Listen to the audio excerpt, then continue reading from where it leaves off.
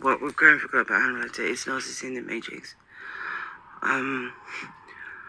What it is during the time when Hannibal Lecter was at medical school, was just after the French Revolution. The French Revolution had been a world of harsh and gross.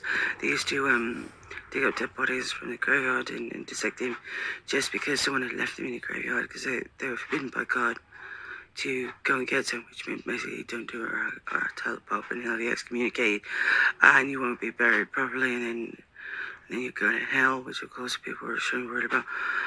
Anyway, they did it even though they weren't allowed. They had a terrible reputation. There was a great big war,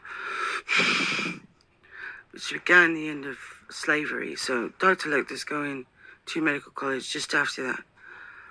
Basically, the idea of revolutionary freedom from slavery would have been like cool and fashionable when Dr. Lecter was a student.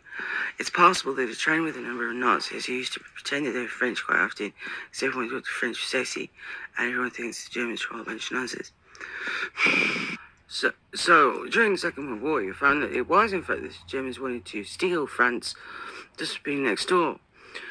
And they're showing this bit his house as well, like this. Except the bit with those other people on it, who might be convinced that your bit is theirs. So, they did try and steal France. They got all the way to the Isle of Wight. It's true that France is quite, sparsely populated, but they had a lot of colonies in Africa. And they weren't exactly what you call pleasant slaves. They're extremely selfish. They were easier than the Germans. Okay, so Hannibal Lecter's got friends who are Nazis. They're not bad at school, even though they're a little bit brusque. Basically, what might have happened is a number of experiments to determine the veracity of the presence of the Matrix in white supremacism. On it said the Nazi supremacy are quite good at this assassination job. So what it is there's a point to win. What you're doing is counting steps and weapons before you go in. There's a point to win, which is the point that's in Dr. Lecter's hand when he stabs Will Graham. I don't know what that argument is. It might be the one it's in his right hand, because most people are right-handed statistically. Nazis might have been blind of belladonna and crack in the eyes, so it might be that because he's a doctor and he knows that they're taking belladonna and crack in the eyes, that it's in his left hand. He's a Satanist, and they don't know that he's white. But basically, the last point was about feminist reparations. Did I tell you about the corset I had that's got a metal plate in the back? Fill eyelets like this to lace yourself up.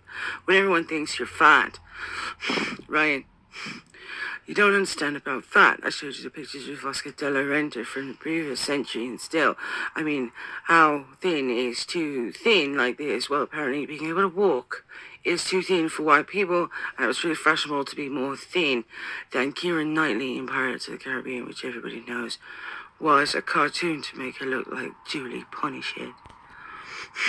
Right?